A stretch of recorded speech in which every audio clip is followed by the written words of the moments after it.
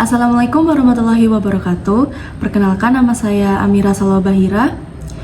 Di sini saya akan menjelaskan mengenai jurnal yang telah dilakukan oleh peneliti Hasmizal dan Bernama yang berjudul Analisis Kadar Logam Hg pada Sampel Panaviridis L dengan menggunakan Atomic Absorption Spectrophotometer.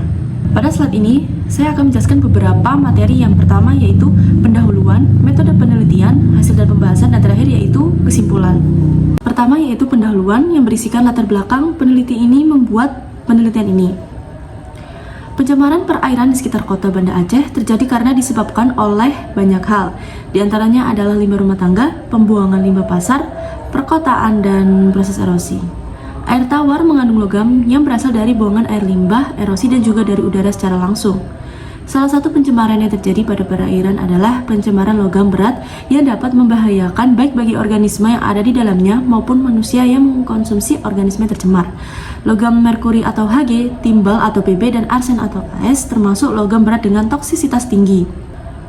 Jumlah logam berat yang terakumulasi dalam jaringan tubuh hewan air yang masih aman dikonsumsi oleh manusia ditentukan dalam standar berdasarkan keputusan Direktorat Jenderal Pengawasan Obat Makanan nomor 03725 atau B atau SK kedua pada tahun 1998, dan World Health Organization atau WHO menentukan batas maksimum kandungan logam Hg yang pada organisme laut yang boleh dikonsumsi yaitu 0,5 ppm. Pada kerang hijau yang dibudidayakan di Muara Kamal Teluk, Jakarta mengandung Hg dengan rata-rata 3,95 ppb. Kerang hijau juga diketahui memiliki toleransi yang tinggi terhadap berbagai kondisi lingkungan, sehingga dapat menguntungkan secara ekonomis untuk suatu sistem budidaya. Tingkat pertumbuhan kerang hijau relatif cepat, sehingga periode budidaya lebih pendek untuk mencapai ukuran konsumsi. Budidaya kerang hijau telah diketahui tidak berdampak terhadap penurunan kualitas lingkungan. Bahkan budidaya kerang hijau merupakan kegiatan budidaya yang ramah lingkungan. Berdasarkan SNI nomor 7383 pada tahun 2009, batas maksimum cemaran logam berat dalam kekerangan adalah sebesar 1,0 ppb. Berdasarkan penelitian dilakukan oleh Alfian pada tahun 2009, selama pengamatan kandungan logam berat Hg di perairan Muara Kamal, Teluk Jakarta berkisar antara 0,0001 sampai 0,0002 mg per L. Rata-rata kandungan logam berat merkuri ini pada titik 1 sebesar 0,0002. Jika dibandingkan dengan baku mutu yang dikeluarkan oleh Kementerian Negara Lingkungan, nilai ambang batas untuk logam merkuri ini di perairan khususnya untuk biota laut adalah 0,001. Jadi penelitian ini menggunakan Atomic Absorption Spectrophotometer atau AAS dengan merek Aglen Technologies 200 series AA, metode Vapor Generation Accessory atau VGA untuk mengetahui berapa banyak kadar logam merkuri yang terdapat pada kerang hijau atau dengan nama ilmiahnya Panaviridis Lin. Peneliti menggunakan instrumen ini berdasarkan pada hukum Lambert-Beer, yaitu banyaknya sinar yang diserap berbanding lurus dengan kadar zat. Oleh karena itu, yang mengabsorpsi sinar adalah atom. Maka ion atau senyawa logam berat harus diubah menjadi bentuk atom sehingga dapat terbaca pada alat. Sehingga berdasarkan latar belakang ini perlu dilakukan analisis kadar logam berat merkuri pada kerang hijau untuk mengetahui berapa banyak kadar logam Hg atau merkuri yang terdapat pada kerang hijau atau Panaviridis Lin yang diperoleh dari Pasar Kruengcut, Kecamatan Syiah Kuala, Kota Banda Aceh. Selanjutnya yaitu metode penelitian. Yang pertama ada persiapan larutan.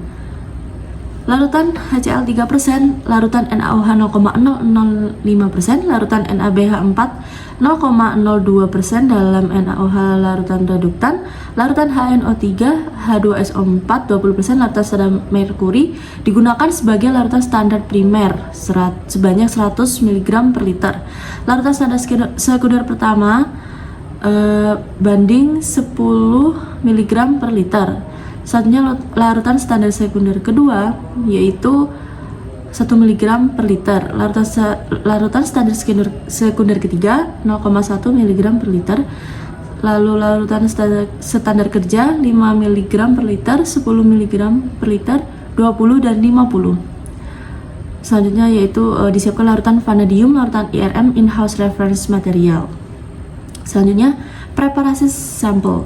Sampel diambil berdasarkan teknik random sampling, lalu dihaluskan sampel kerang hijau hingga homogen dan ditempatkan sampel yang sudah dihaluskan ke dalam beker glass yang bersih. Lalu ditutup dengan aluminium foil. Dipastikan sampel masih tetap homogen sebelum ditimbang. Jika terjadi pemisahan antara cairan dan sampel, maka dilakukan pengadukan atau blender sebelum dilakukan analisa. Yang ketiga yaitu tahap destruksi. Tahap ini merupakan tahap pemanasan sampel dengan tujuan untuk menguraikan atau merombak logam organik menjadi logam anorganik bebas. Dan yang terakhir yaitu tahapan pembacaan AS. Selanjutnya yaitu saya akan menjelaskan mengenai hasil dan pembahasan. Sebelum preparasi sampel, yang akan dianalisis adalah persiapan larutan asam klorida 3% yang berfungsi sebagai asid ketika pembacaan alat. Persiapan larutan NaOH 0,005% yang ditambahkan dengan NaBH4 berfungsi sebagai reduktan pada pembacaan alat. Selanjutnya, dilakukan persiapan larutan HNO3 H2SO4 dengan perbandingan 1:1 sebanyak 20% yang berfungsi sebagai asam kuat pada proses destruksi. Persiapan larutan standar merkuri yang berfungsi sebagai larutan standar primer, dan disiapkan larutan standar sekunder pertama, kedua, dan ketiga yang berfungsi untuk mendapatkan larutan kerja pada saat pembacaan alat. Larutan standar merupakan larutan yang telah diketahui konsentrasinya secara tepat. Fungsi larutan standar pada pengukuran adalah untuk mengkalibrasi sehingga didapatkan plot antara absorbansi dengan konsentrasi yang nilai slope dan interceptnya dapat digunakan untuk analisis pada sampel. Preparasi sampel. Sampel kerang hijau harus dipreparasi terlebih dahulu untuk mempermudah proses pengukuran menggunakan AS. Proses preparasi sampel dilakukan dengan cara menghaluskan sampel sampai homogen, kemudian didapatkan dalam beker glass dan ditutup dengan aluminium foil agar tidak terjadi kontaminasi pada sampel.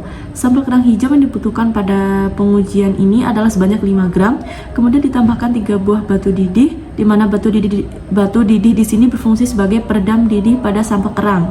Biasanya batu didih hanya digunakan pada sampel kerang dan cumi-cumian. Kemudian ditambahkan 0,2 gram P2O5 yang berfungsi sebagai katalis, kemudian ditambahkan 10 ml HNO3 sebanyak 65% dan 10 ml H2SO4 95% secara berturut-turut.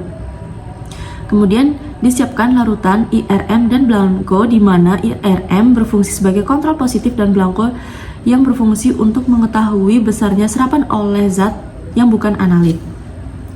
Selanjutnya proses preparasi sampel dilakukan dengan cara destruksi basah yang melarutkan atau mendestruksi sampel menggunakan asam kuat yang kemudian dipanaskan. Pada umumnya, asam yang digunakan dalam preparasi sampel adalah NO3, HCl, H2SO4, HF, dan HClO4. Akan tetapi yang digunakan pada pengujian ini adalah HNO3 dan H2SO4. Tujuan dari proses destruksi ini adalah untuk memutuskan ikatan antara unsur logam dengan matriks sampel agar diperoleh logam dalam bentuk bebas sehingga dapat dianalisis serta untuk mendapatkan larutan yang tercampur dengan analit. Proses destruksi sempurna dari padatan dan menghindari hilangnya atau terjadinya kontaminasi pada analit. Sampel yang sudah disiapkan ini kemudian dipanaskan menggunakan hot plate supaya sampel yang tadinya berbentuk padatan bisa berubah menjadi cairan atau hancur. Proses pemanasan ini dilakukan dengan metode destruksi basah menggunakan HNO3 65% dan H2SO4 95%. Larutan HNO3 pekat berfungsi sebagai mendestruksi karena sifatnya yang korosif dan pH yang rendah, sehingga sampel lebih mudah larut untuk dipreparasi. Sedangkan larutan H2SO4 berfungsi sebagai katalis untuk mempercepat reaksi terputusnya merkuri atau Hg dari sampel organik yang berada di dalam sampel.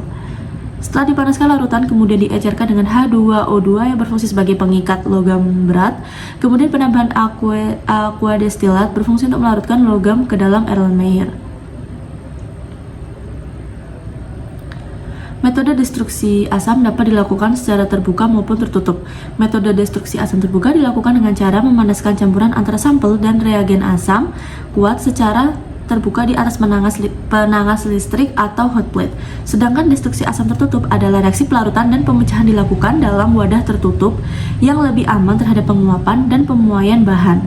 Keuntungan menggunakan metode destruksi terbuka adalah peralatan yang digunakan ini relatif murah dan sederhana, sedangkan kelemahannya adalah unsur-unsur yang unsur-unsur ini mudah menguap dari sampel yang dapat hilang selama proses destruksi sehingga memungkinkan terjadi kesalahan pada hasil analisis.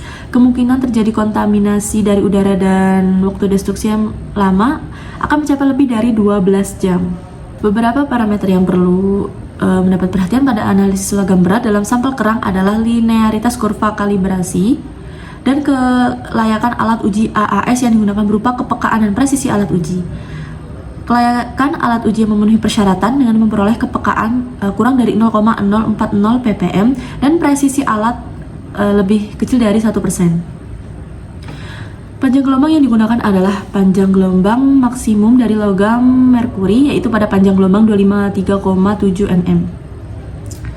Pada panjang gelombang ini, logam merkuri akan menyerap cahaya karena cahaya pada panjang gelombang ini mempunyai energi yang cukup untuk mengubah tingkat elektronik atom merkuri sehingga dapat menghasilkan garis spektrum yang tajam dan dengan intensitas yang maksimum. Pada panjang gelombang 253,7 nm, logam merkuri memiliki energi sebesar 7,8317 kali 10 pangkat min 8 joule.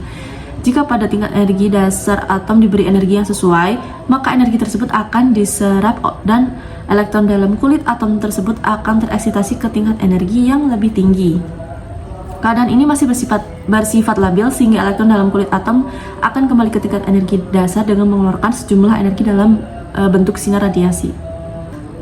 Berdasarkan kurva kalibrasi logam Hg atau merkuri pada gambar pertama diperoleh konsentrasi dan absorbansi yang berbanding lurus.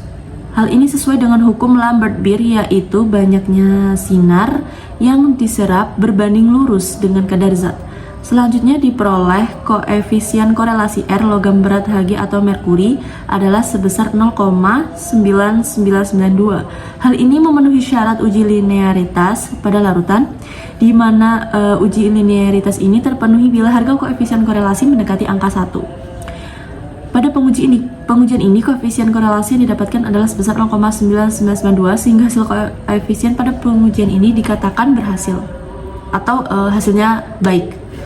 Penetapan kadar merkuri dalam kerang hijau yang diperoleh dari pasar Cruengcut, di mana daerah tersebut merupakan daerah tempat penghasil kerang. Daerah ini merupakan muara sungai yang dilalui oleh perumahan masyarakat, sehingga limbah dari rumah tangga sekitar sungai kemungkinan telah mencemari air sungai tersebut. Berdasarkan perhitungan yang telah dilakukan, kadar Hg atau merkuri pada kerang hijau yang diperoleh dari pasar Cruengcut, Kecamatan Syiah Kuala, Kota Banda Aceh, dan menggunakan Atomic Absorption Spectrophotometer atau AAS dengan metode VGA yang diperoleh yaitu sebesar 0,0098 ppb. Dari hasil pemeriksaan ini, kadar merkuri yang diperoleh dari pasar Cruengcut ternyata tidak melebihi batas maksimum cemaran logam berat yang telah ditetapkan oleh SNI. Batas maksimum cemaran logam berat Hg untuk kerang hijau menurut SNI 7383 pada tahun 2009 adalah sebesar 1,0 ppb. Berdasarkan beberapa penelitian untuk kandungan Hg pada kerang, didapatkan kandungan Hg yang masih di bawah ambang batas sesuai dengan SNI pada tahun 2009. Pada penelitian yang telah dilakukan Jovita pada tahun 2005 melaporkan bahwa kerang darah mengandung Hg sebesar 0,9631,35 ppb. Bila dibandingkan dengan kandungan merkuri pada kerang hijau yang berasal dari Banda Aceh lebih tinggi kerang darah. Tetapi bila dibandingkan kerang yang berasal dari Jakarta, maka kerang yang berasal dari Jakarta yang paling tinggi berdasarkan laporan dari Jovita pada tahun 2004. Terakhir yaitu kesimpulan. Kesimpulan yang dapat diambil dari hasil penelitian ini, yang pertama yaitu analisis kadar logam merkuri atau Hg pada kerang hijau Perna viridiscline dilakukan dengan proses destruksi menggunakan asam nitrat HNO3 dan asam sulfat H2SO4, kemudian dianalisis menggunakan AAS.